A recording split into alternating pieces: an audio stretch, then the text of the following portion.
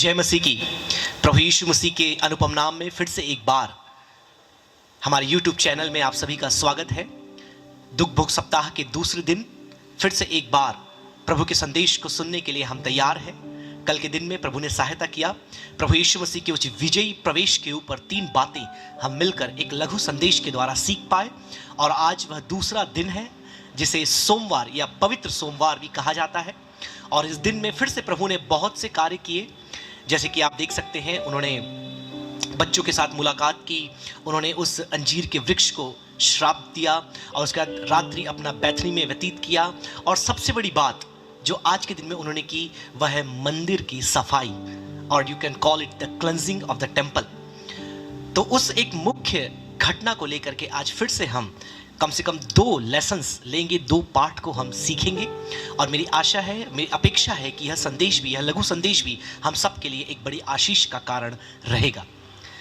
मेरे प्रियो, प्रभु यीशु मसीह सेवा करते हुए, जबकि आपको पता है कि अब शुक्रवार को उनको क्रूस पर चढ़ाया जाना है, तो ठीक 5 दिन पहले जब वो यरूशलेम में विजय प्रवेश लेते हैं और दूसरे दिन मंदिर की यात्रा करते हैं, देखने के लिए जब पहुंचते हैं तो वो क्या देखते हैं कि उनके पिता के भवन में, जैसा उनके खुद के शब्द हैं, उसे लोगों ने, यहूदियों ने, विशेषकर धर्म गुरुओं ने क्या बना दिया है? डाकुओं की खो बना दी है।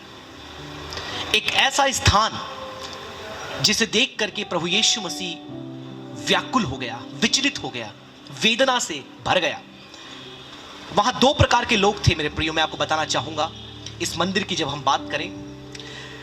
एक तो वे लोग थे जो मनी एक्सचेंजर, जो मुद्रा को परिवर्तित करते थे।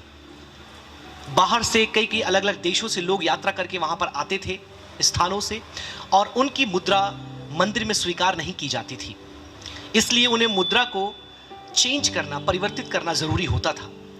और जो परिवर्तन करने वाले थे वो बहुत ही ऊंची रकम में उस मुद्रा को परिवर्तित करते थे, जैसे कि एक्सचेंज रेट्स आज भी है, लेकिन आज जो है सामान्य रेट है, लेकिन उन दिनों में मंदिर में होने के कारण वो बहुत ऊंची रकम उनसे वसूलते थे।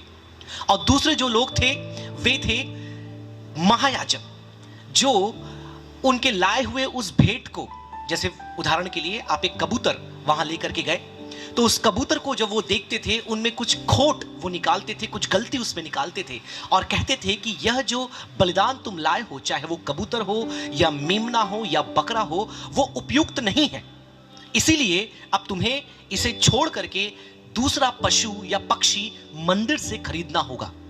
और जब मंदिर से वो खरीदने के लिए तैयार हो जाते तो कम से कम 10 गुना महंगा उसे वो बेचते थे।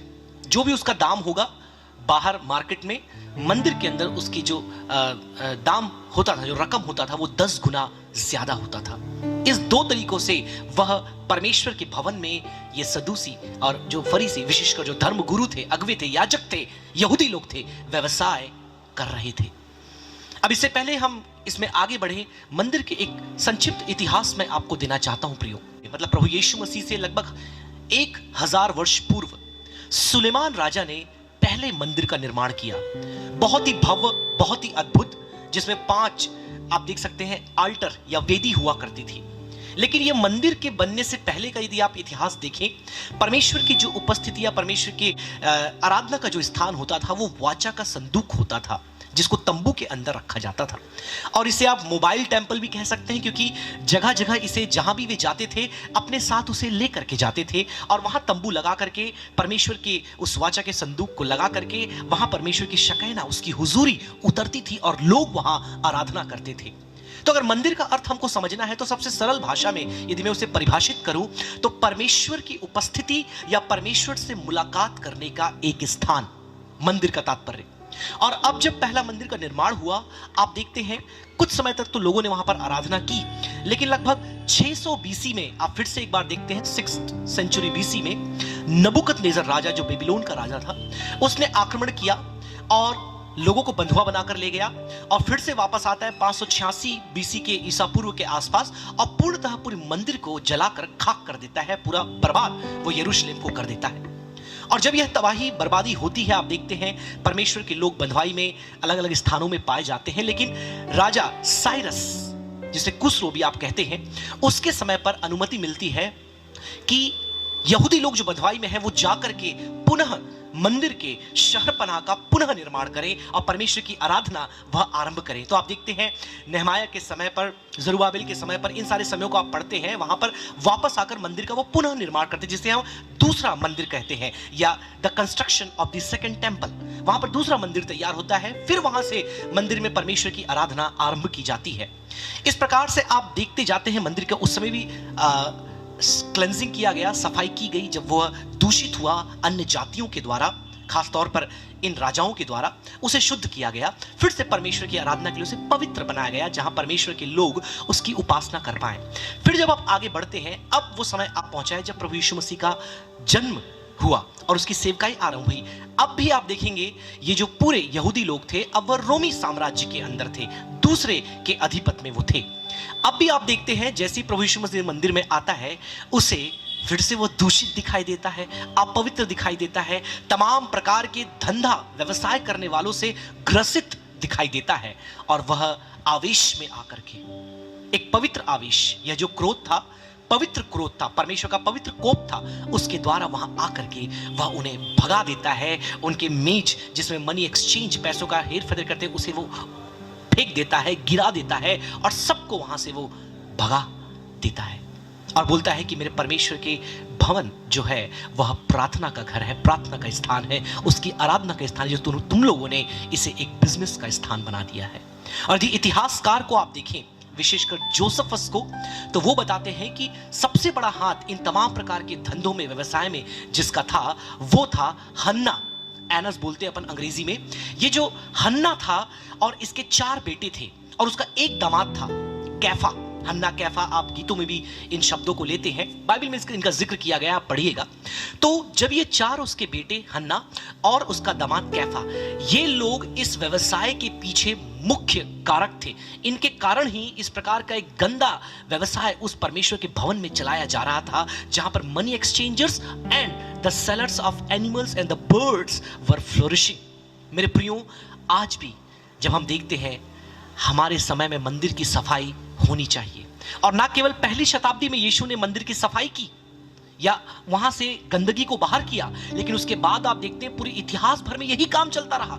आप देखिए, जब मसीहत को एक आधिकारिक धर्म के रूप में एक स्थान दिया गया रोमी सत्ता के अंदर, आप देख सकते हैं कि 14, 15 और 16 शताब्दी में फिर से परमेश्वर का भवन दूषित हो गया, गंदा हो गया।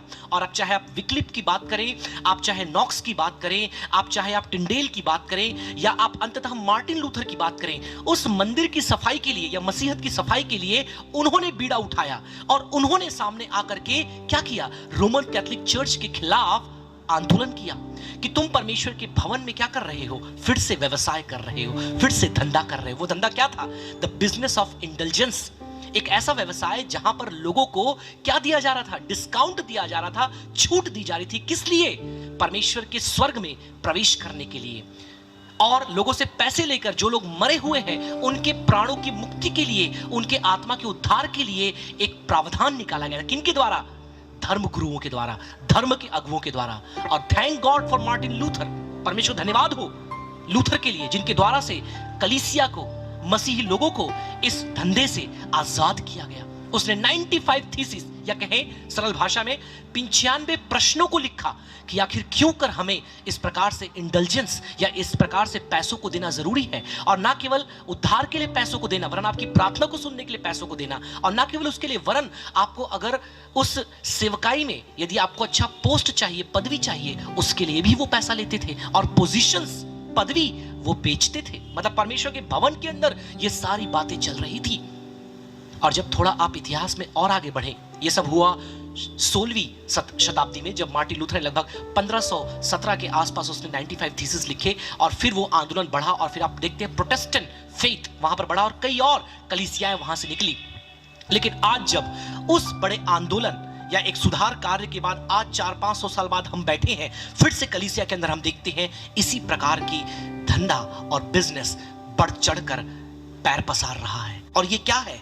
जब लोग परमेश्वर की आशीषों को बेच रहे हैं। आपको मालूम होगा, ज्यादा पहले नहीं, 2019 में एक बहुत बड़े कैरिज्मेटिक लीडर, या कहना चाहिए कि तमाम प्रकार के जो आजकल के कैरिज्मेटिक अगुए हैं, पेंटेकोस्टल लीडर्स हैं, उन सब के आप हेड या मेन पर्सन बोल सकते हैं, उन्होंने कैमरे के सामने आकर के माफी मांगी और कहा कि अब से मैं परमेश्वर की आशीषों को अब से मैं नहीं बेचूंगा। उन्होंने कैमरे के सामने आकर के कहा कि आज से मैं परमेश्वर की बरकतों को, आशीषों को नहीं बेचूंगा, क्योंकि वह परमेश्वर के लिए विशेष आशीषों की मांग के लिए प्रार्थना करने में $1000 की मांग करते थे। लगभग इंडियन रुपये में बोले 80 से 90 हजार रुपए वो लेते थे। और उन्होंने कहा 2500 साल तक उन्होंने लिया और अंत में माफी मांगी कि अब मैं ऐसा नहीं करूंगा, और चेतावनी दी कि जितने भी लोग परमेश्वर के सुसमाचार को, आशीषों को, प्रार्थना को, छुटकारे को बेच रहे हैं, मैं उन्हें चेतावनी देता हूं कि परमेश्वर की आशीषों को, सुसमाचार को आप ना बेचें। मेरे प्रियो, वो तो एक छोटी सी घटना थी, लेकिन आपको मैं आज बताऊं, भारत की बात करें, विदेशों की बात करें, स्थान, जगहों, हर स्थानों पर आप देखिए आज परमेश्वर की आशीषों को फिर से बेचा जा रहा है। परमेश्वर की कलीसिया को फिर से एक व्यवसाय का स्थान बना दिया गया है। और जरूरत है कि हम मसीही लोगों को, अगुवों को, विश्वासियों को क्या करें? मंदिर की सफाई करें। ऐसे लोगों से, ऐसे व्यवसाय से परमेश्वर के भवन को हम शुद्ध करें, क्योंकि आज भी जब यीशु अपने मंदिर को देखता होगा, कहीं ना कहीं उसके दिल में वही दर्द, वही वेदना, वही विचलन, वही एक प्रकार का आवेश आ जाता होगा जो उसके अंदर आया जब वह सोमवार के दिन उस दुख भोग सप्ताह में अपने पिता के भवन में प्रवेश किया। मेरे प्रियो, लाजमी है कि आज मंदिर का वह अर्थ नहीं जो पुराने नियम में था, जहां लोग चार दीवारी के अंदर इकट्ठे होते थे। अब इस संदेश का दूसरा पहलू मैं आप तक मैं पहुंचाना चाहूंगा कि उस चार दीवारी के अलावा जो आज परमेश्वर का मंदिर है, कुरिन्थियों की पत्री के अनुसार वो आपका और मेरा देह है। हम है परमेश्वर के भवन, हम है परमेश्वर के मंदिर, और परमेश्वर का आत्मा हमारे अंदर निवास करता है। लेकिन मेरे प्रियो, प्रश्न ये उठता है कि क्या आज हम परमेश्वर के मंदिर को साफ और शुद्ध बनाकर रखे हैं? या फिर यीशु जब अपने मंदिर को आज स्वर्ग से देखता है, क्या वह भी इसे साफ करना चाहता है, स्वच्छ करना चाहता है? हमारा देह, मेरे प्रियो, जिस प्रकार से आप देखेंगे पौलुस ने इस बात को अपनी पत्री में लिखा, 6वें अध्याय में, पहले कुरिन्थी में उसके 19 में लिखा है कि तुम्हारा देह परमेश्वर का मंदिर है। क्योंकि यूनान के जो लोग थे वो ये मानते थे कि देह तो नश्वर है, उसे मिट्टी में मिलना है, उसे जलकर राख होना है, लेकिन आत्मा पवित्र है और भली है। तो देह से जो भी पाप करना है कर लो, क्योंकि यह मिट्टी में मिल जाएगी। आज भी कई लोग यही विचार रखते हैं मेरे प्रियो, देह की पवित्रता नहीं बनाकर रखते, देह की शुद्धता नहीं बनाकर रखते, और देह को क्या समझते हैं? यह तो मिट्टी में मिले, केवल आत्मा परमेश्वर में मिलेगी। लेकिन वचन में क्या लिखा है?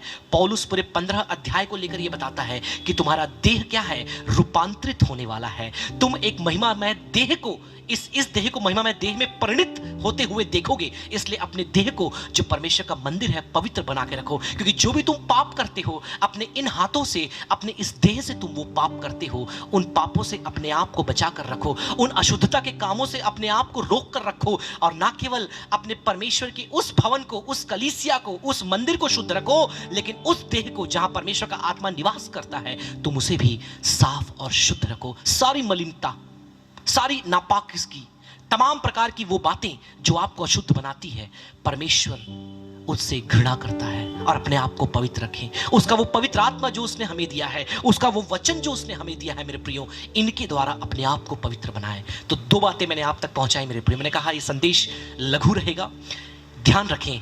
पहली बात मैंने आपको बताई, परमेश्वर के भवन को शुद्ध करना।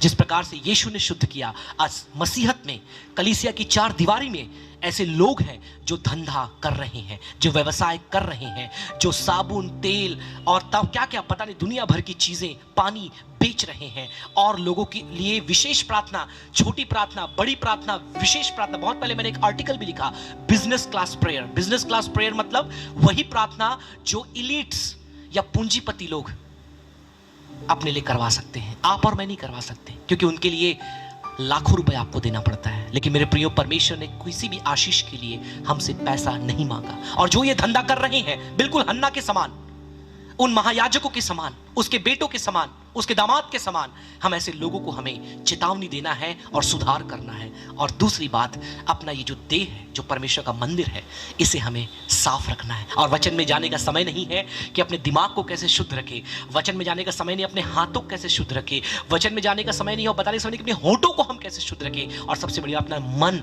अपना हृदय हम कैसे पाक, पवित्र और शुद्ध रखें। मेरे प्रियो, परमेश्वर का वचन अगम्य है, बहुत ही गहन है, लेकिन दो बातें जब आज हम इस पवित्र सोमवार को सेलिब्रेट कर रहे हैं, कलीसियाओं में संदेश को सुन रहे हैं, उसके दुख भोग सप्ताह को स्मरण कर रहे हैं, आइए हम मंदिर को शुद्ध करें, आइए हम मंदिर को साफ करें, आइए हम अपने इस देह रूपी मंदिर को, कलीसिया रूपी मंदिर को स्वच्छ बनाएं। उन तमाम नापाक इरादों से, उन तमाम पाप भरे कर्मों से, उन तमाम व्यवसाय, धंधे, पैसे कमाने के तरीकों से हम अपनी कलीसिया को साफ करें।